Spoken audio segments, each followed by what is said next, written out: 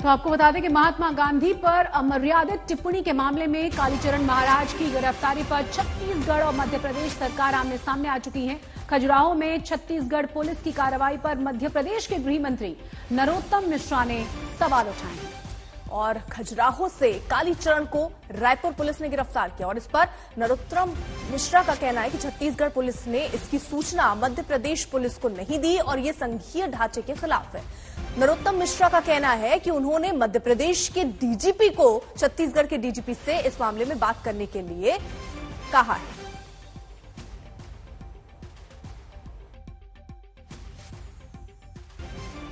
आपत्तिजनक है, हमें तरीके पर आपत्ति है छत्तीसगढ़ पुलिस के। यह इंटर स्टेट प्रोटोकॉल का उल्लंघन कांग्रेस की छत्तीसगढ़ सरकार को नहीं करना था। संघीय मर्यादाएं इसका बिल्कुल इजाजत नहीं देती हैं। उन्हें सूचना देनी चाहिए थी। छत्तीसगढ़ सरकार चाहती तो उनको नोटिस देकर भी बुला सकती थी। मैंने मध्य प्रदेश के डीजीपी को कहा है कि तत्काल छत्तीसगढ़ के डीजीपी से बात करे कि ये क्या तरीका है उनका गिरफ्तारी का। ये तरीके पर आपत्ति व्यक्त करना है, अपना विरोध दर्ज कराएं और स्पष्टीकरण भी लें। तो छत्तीसगढ़ के मुख्यमंत्री भूपेश बघेल ने नरोत्तम मिश्रा के सवाल पर जवाब दिया है। उन्होंने कहा है कि महात्मा गांधी के बारे में कोई अभद्र टिप्पणी करेगा तो उसके खिलाफ कार्रवाई होगी ही, इसीलिए कालीचरण को गिरफ्तार किया गया है। इस संबंध में उनके परिवार और वकील को सूचना दे दी गई है। 24 घंटे में कालीचरण को कोर्ट में पेश किया जाएगा। भूपेश बघेल ने नरोत्तम मिश्रा से पूछा कि महात्मा गांधी को अपशब्द कहने वालों से वो खुश है या दुखी है। भूपेश बघेल का कहना है कि किसी नियम का उल्लंघन नहीं हुआ, पूरी प्रक्रिया के तहत कार्रवाई की गई।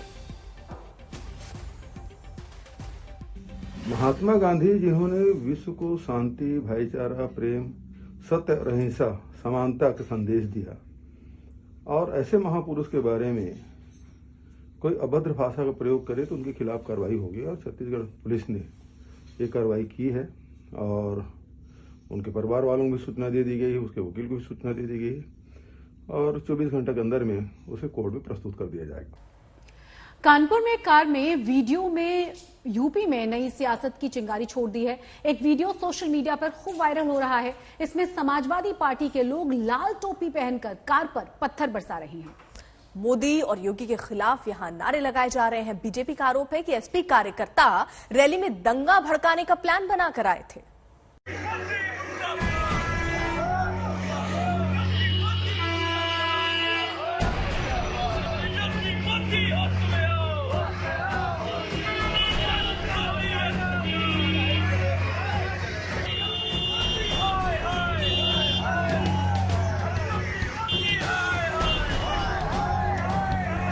सफेद रंग की इस ऑल्टो कार पर बरसते पत्थर,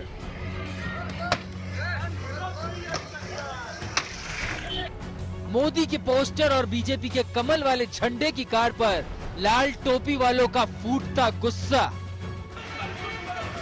और सड़क किनारे नारेबाजी के साथ मोदी योगी के पुतले को फूंकते समाजवादी पार्टी के कार्यकर्ता। ये पूरा घटनाक्रम वैसे तो 28 दिसंबर यानी कल का है और कल ही प्रधानमंत्री मोदी कानपुर में थे, मेट्रो ट्रेन का उद्घाटन कर रहे थे और आईआईटी कानपुर के 54वें दीक्षांत समारोह में शामिल हुए थे। लेकिन इस वीडियो पर सियासत की चिंगारी आज भड़की है। बीजेपी के पोस्टर वाली कार पर भड़कता समाजवादी पार्टी के कार्यकर्ताओं का ये आक्रोश सोशल मीडिया पर वायरल हो रहा है। कल तक इस वीडियो को लेकर कहा जा रहा था कि समाजवादी पार्टी के कार्यकर्ताओं ने बीजेपी की कार को घेर कर तोड़फोड़ की है और कानपुर में योगी और मोदी की रैली का विरोध किया। लेकिन आज पूरी कहानी ही पलट गई।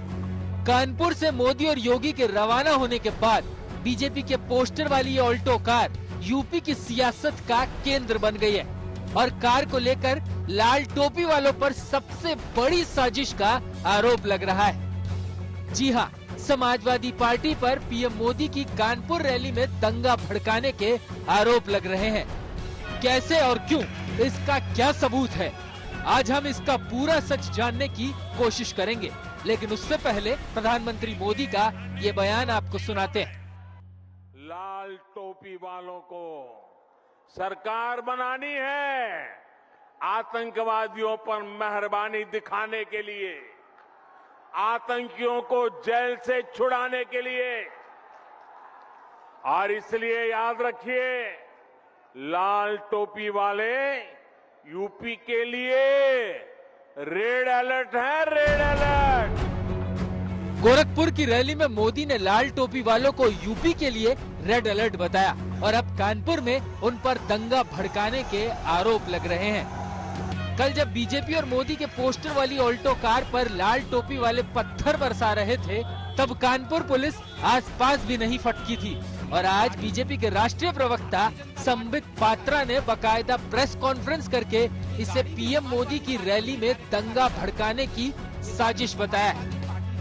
समाजवादी पार्टी किस प्रकार से उस रैली में एक तरह से उस रैली को खत्म करने की साजिश, उस रैली में दंगा भड़काने की कोशिश, शहर में दंगा भड़काने की कोशिश कर रही थी ताकि प्रधानमंत्री नरेंद्र मोदी जी की रैली पे उसका असर पड़े। ये पूरा घटनाक्रम कानपुर के नौबस्ता सब्जी मंडी रोड पर हुआ, लेकिन इस सफेद रंग की ऑल्टो कार को लेकर जो सबसे बड़ा खुलासा कहें या आरोप कहें, वो ये है कि ये बीजेपी की गाड़ी नहीं है और साजिश के तहत इस पर कमल वाला झंडा और मोदी का पोस्टर लगाया गया था। कहा यह भी जा रहा है कि जिसके नाम पर ये गाड़ी है वो समाजवादी पार्टी का कार्यकर्ता अंकुर पटेल है। दरअसल ये जो गाड़ी थी, ये भारतीय जनता पार्टी के किसी कार्यकर्ता की गाड़ी नहीं थी। ये गाड़ी भी समाजवादी पार्टी के ही कार्यकर्ता की गाड़ी थी। ये गाड़ी समाजवादी पार्टी के छात्र सभा के दूसरे नेता, जिनका नाम अंकुर पटेल है, ये उनकी गाड़ी थी और इस गाड़ी को कामोफ्लाज किया गया था। इस गाड़ी को इस प्रकार से सजाया गया था मानो ये भारतीय जनता पार्टी की गाड़ी है और इस गाड़ी को तोड़ा गया, आगजनी की कोशिश की गई, इसको चकनाचूर कर दिया गया और इस वीडियो को शूट करके रैली के स्थान के पास इस प्रकार से हम हुड़दंग मचा रहे हैं, इस संदेश को सोशल मीडिया के माध्यम से भेजा गया। अब आपको सुनाते हैं कि समाजवादी पार्टी का इन आरोपों पर क्या कहना है। क्या वाकई ये समाजवादी पार्टी के कार्यकर्ता की कार थी और इसे किसी बड़ी साजिश के तहत तोड़ा फोड़ा गया? समाजवादी वो नहीं हो सकता जो कानून को हाथ में लेता है और इस तरह का जो कानून हाथ में लेता है वो समाजवादी परिवार में नहीं रह सकता। ये लोग कौन है? उसमें समाजवादी परिवार में उसकी कोई जगह नहीं है। जिस अंकुर पटेल का नाम बता रहे हो समाजवादी का भी पदाधिकारी नहीं है। अगर होता भी तो भी उससे पार्टी में रहने की जगह नहीं मिलती। देश में कोरोना ने एक बार फिर डरा दिया है। नए केस की तादाद इतनी ज्यादा है कि इस बढ़ोतरी को तीसरी दस्तक माना जा रहा है। बता दें आपको कि दिल्ली से लेकर मुंबई तक एक दिन में केस में 80% से ज्यादा की बढ़ोतरी देखी जा रही है। कोरोना के इन केसेस के बाद राज्य फिक्रमंद हैं और एक्शन मोड में भी।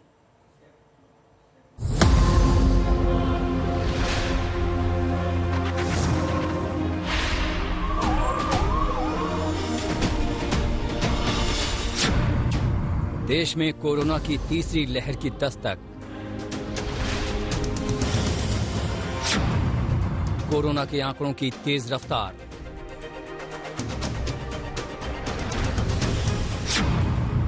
बुधवार की बढ़ोतरी ने डरा दिया। पाबंदियों से आगे अब सख्ती का दौर। देश में कोरोना ने एक बार फिर पलटवार कर दिया है। बुधवार को जो आंकड़े आए वो कई महीनों के बाद ऐसा संकेत दे रहे हैं कि कुछ राज्यों में कोरोना की तीसरी लहर ओमिक्रॉन वेरिएंट पर सवार होकर दस्तक दे चुकी है। महाराष्ट्र की कोरोना टास्क फोर्स ने तो मान भी लिया है कि वहां कोरोना की तीसरी लहर आ चुकी है। दिल्ली और गुजरात समेत कुछ और राज्यों में कोरोना ने डरा दिया है। देश में बुधवार को कोरोना के कुल 13,000 से ज्यादा नए केस सामने आए, जो 7 दिन में सबसे बड़ी बढ़ोतरी है। सबसे ज्यादा प्रभावित राज्यों में दिल्ली, महाराष्ट्र, गुजरात, कर्नाटक, पश्चिम बंगाल और झारखंड हैं। सबसे पहले महाराष्ट्र की बात करते हैं। यहां बुधवार को 3,900 केस सामने आए, इसके एक दिन पहले मंगलवार को ये आंकड़ा 2172 और सोमवार को 1426 था। एक दिन में बढ़ोतरी हुई 81.62%। मुंबई की बात करें तो 28 दिसंबर को केस आए थे 1377। एक दिन बाद ये तादाद 2510 हो गई। बढ़ोतरी रही 82% से ज्यादा। जहां जहां भीड़ हो रही है, फिर वो मैरिजेस हो, फिर वो मॉल्स हो, तो रेस्टोरेंट्स हो, सेलिब्रेशंस हो, तो ये अपने को रोकने का काम या उसमें निश्चित तौर पर संख्या कम हो या संक्रमण नहीं हो, इसके जो भी सॉल्यूशंस हो सकते हैं वो हम निश्चित तौर पर करेंगे, क्योंकि संक्रमण रोकना है। दिल्ली के हालात भी खराब हैं। यहाँ तमाम एहतियात के बाद भी केस लगातार बढ़ रहे हैं। यहाँ ग्रेडेड रिस्पांस सिस्टम भी लागू हो चुका है। ऑरेंज अलर्ट के तहत कई पाबंदियां लागू हो चुकी हैं। सोमवार को 331 केस थे, मंगलवार को 496 केस आए और बुधवार को तादाद हो गई 923। एक दिन में बढ़ोतरी हुई 86%। ऐसा लगता है कि पूरे देश में केसेस बढ़ रहे हैं। लगभग पिछले हफ्ते में जैसे पूरे देश में डबल हुए, बॉम्बे में और दिल्ली में, क्योंकि टेस्टिंग बहुत ज़्यादा होती है, तो हमारे यहाँ टेस्टिंग ज़्यादा है तो ज़्यादा केस आ रहे हैं। तो मुझे लगता है सारी जगह ही बढ़ रहे हैं। ये जो इन्फेक्शन है, ओमिक्रॉन है, बहुत तेज़ी से फैलता है। पहले वाले के मुकाबले इसकी फैलने की दर बहुत ज़्यादा है। बट दूसरा ये है कि इसकी जो सीवियरिटी है बहुत कम है, हॉस्पिटलाइजेशन बहुत कम है। देखो कल 923 लोग एडमिट, 923 लोग पॉजिटिव आए, परंतु डेथ 0 है। गुजरात में भी आंकड़े तेजी से बढ़ रहे हैं। मंगलवार को 394 केस सामने आए, जबकि बुधवार को 548। बढ़ोतरी रही 71.89%। केरल में सोमवार को 1636 केस थे, मंगलवार को 2474 केस आए और बुधवार को ये तादाद सीधे 2846 हो गई। इस तरह 2 दिन के भीतर बढ़ोतरी हुई करीब 74%। कर्नाटक में 3 दिन का आंकड़ा देखिए। सोमवार को 289 केस आए, मंगलवार को 356 और बुधवार को 566। पश्चिम बंगाल में सोमवार को 439 केस आए, मंगलवार को 752 और बुधवार को तादाद 1089 रही। झारखंड में भी 3 दिन में केस 138, 155 और 344 रहे। कोरोना के कुल केस तो फिक्र की वजह हैं ही, लेकिन इसके साथ साथ ओमिक्रॉन के बढ़ते मामलों ने भी फिक्र बढ़ा दी है। ओमिक्रॉन के कुल केस की तादाद बढ़कर 961 हो गई है। ओमिक्रॉन के मामले में भी दिल्ली और महाराष्ट्र सबसे ज्यादा प्रभावित राज्य रहे, जहां इस वेरिएंट के केस लगातार बढ़ रहे हैं। पंजाब में भी ओमिक्रॉन का पहला केस सामने आ चुका है और कुल मिलाकर 22 राज्यों में इस वेरिएंट ने दस्तक दे दी है। देश के नक्शे पर देखिए कि अब कहां कितने ओमिक्रॉन के केस हैं। सबसे ज्यादा 263 केस दिल्ली में हैं। इसके बाद महाराष्ट्र दूसरे नंबर पर है, जहां 252 केस हैं। गुजरात में 97 केस मिल चुके हैं, जबकि राजस्थान में ओमिक्रॉन के केस 69 हैं। केरल में 65 और तेलंगाना में 62 ओमिक्रॉन केस आ चुके हैं। कोरोना के खतरे को देखते हुए राज्य एक के बाद एक पाबंदियां लगा रहे हैं। तीसरी लहर के खतरे के बीच अब एहतियात ज्यादा जरूरी हो गया है। ब्यूरो रिपोर्ट, आज तक। तो एक के बाद एक राज्य जो है वो कोरोना के केस को टक्कर देते हुए नजर आ रहे हैं। वहां पर कई पाबंदियां लगाई गई हैं, केसेस जब बढ़ रहे हैं। 22 राज्यों में ओमिक्रॉन दस्तक दे चुका है। कई राज्य नए साल के जश्न पर रोक लगा चुके हैं। और आपको बता दें कि नाइट कर्फ्यू की जद में भी कमोबेश सारा का सारा देश आ चुका है, लेकिन दिक्कत अब यह है कि पाबंदियों पर सख्ती से अमल में सिस्टम पूरी तरह से नाकाम साबित हो रहा है। कोरोना के नए आंकड़ों ने देश को चिंता में डाल दिया है। एक बार फिर इसी साल अप्रैल की कड़वी यादें ताजा हो गई हैं, जब कोरोना ने तबाही मचा दी थी। इस बार कोरोना के केस में बढ़ोतरी के साथ ही राज्य एक्शन मोड में आ गए हैं। केंद्र सरकार कई दिन पहले ही राज्यों को अलर्ट करके कई पाबंदियां लगाने का सुझाव दे चुकी है। अब इनकी शुरुआत हो गई है। सबसे ज्यादा प्रभावित महाराष्ट्र और मुंबई में सबसे ज्यादा सख्ती हो रही है। महाराष्ट्र में कल के दिन में कोरोना के 3,900 केसेस पाए गए हैं, जिसमें से 2,500 केसेस सिर्फ मुंबई से रिपोर्ट किए गए हैं। डॉक्टर्स की अगर माने तो ओमिक्रॉन के चलते मुंबई में तीसरी लहर आ चुकी है और इसीलिए इतने ज्यादा केसेस पॉजिटिव पाए जा रहे हैं। इसमें से कई लोग जो हैं वो फुल्ली वैक्सीनेटेड हैं जो कि कोविड के लिए पॉजिटिव पाए जा रहे हैं। साथ ही साथ कम से कम लोगों को हॉस्पिटलाइजेशन की जरूरत पड़ रही है और साथ ही साथ 6 से 7 दिनों में लोगों की रिकवरी भी हो रही है। लेकिन एक साथ इतने बढ़ते मामलों ने प्रशासन की चिंता भी बढ़ा दी है। आने वाले न्यू ईयर पे मुंबई में न्यू ईयर पार्टी तो पूरी तरह से बैन की गई है, लेकिन उसके साथ ही साथ स्वास्थ्य मंत्री राजेश टोपे ने ये इशारा दिया है कि अगर मुंबई का पॉजिटिविटी रेट जो है इसी तरह से बढ़ता रहा तो आने वाले दिनों में दिल्ली की तरह और भी रिस्ट्रिक्शन सख्त किए जाएंगे। मुंबई में आज से धारा 144 लगा दी गई है। 7 जनवरी तक ये पाबंदी रहेगी। नए साल के जश्न पर रोक लगा दी गई है। सार्वजनिक जगह या फिर होटल, बार, रेस्टोरेंट, पब, रिजॉर्ट या क्लब कहीं भी पार्टी नहीं हो पाएगी। दिल्ली में ग्रेडेड रिस्पांस सिस्टम के तहत कई पाबंदियां लग गई हैं। एक तरह से दिल्ली में मिनी लॉकडाउन की शुरुआत हो गई है। कोलकाता में भी कई क्लबों ने नए साल के जश्न रद्द कर दिए हैं। इनमें RCGC club, Calcutta swimming club व टोली क्लब शामिल हैं। दूसरे राज्यों ने भी अपने यहाँ पाबंदियां लगाई हैं।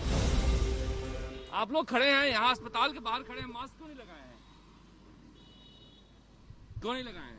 लगाते हैं, मास्क तो लगाते हैं। आप भी अस्पताल के बाहर खड़े हैं, ऑटो के साथ हैं, मास्क क्यों नहीं लगाए? लगाऊंगा, रखा है। ये तो आपके लिए भी चिंताजनक हो सकता है। हाँ। ये स्थिति आप देख सकते हैं कि जो लोग आ रहे हैं ये मास्क क्यों नहीं लगाए? मास्क लगाए हुए हैं तो लगाते क्यों नहीं? वैक्सीन लगा के आए हैं। अस्पताल से आ रहे हैं तो और जरूरी है। बिल्कुल बिल्कुल जरूरी है। एक नजर में आपको दिखाते हैं कि कहां क्या पाबंदी है। दिल्ली में येलो अलर्ट के तहत स्कूल, कॉलेज, जिम, सिनेमा सब बंद हैं। मेट्रो और बस में 50% मुसाफिर ही चल सकते हैं। कर्नाटक ने 10 दिन का नाइट कर्फ्यू लगा दिया है। असम में रात 11:30 बजे से नाइट कर्फ्यू होगा।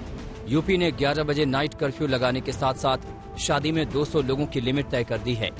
राजस्थान में बगैर वैक्सीन के पब्लिक प्लेस पर जाने पर रोक है। हरियाणा ने भी रात 11 बजे से नाइट कर्फ्यू लगा दिया है। यहाँ भी 200 से ज्यादा लोगों के जुटने पर रोक है। मध्य प्रदेश ने नाइट कर्फ्यू लगाने के साथ ये भी कहा है कि वो नई पाबंदियां लगाएगा। महाराष्ट्र में रात 9 बजे से ही नाइट कर्फ्यू लागू हो जाएगा, जबकि होटल, जिम, सिनेमा 50% क्षमता से चलेंगे। पंजाब ने तय किया है कि जिनको दोनों टीके नहीं लगे हैं वो सार्वजनिक जगहों पर नहीं जाएंगे।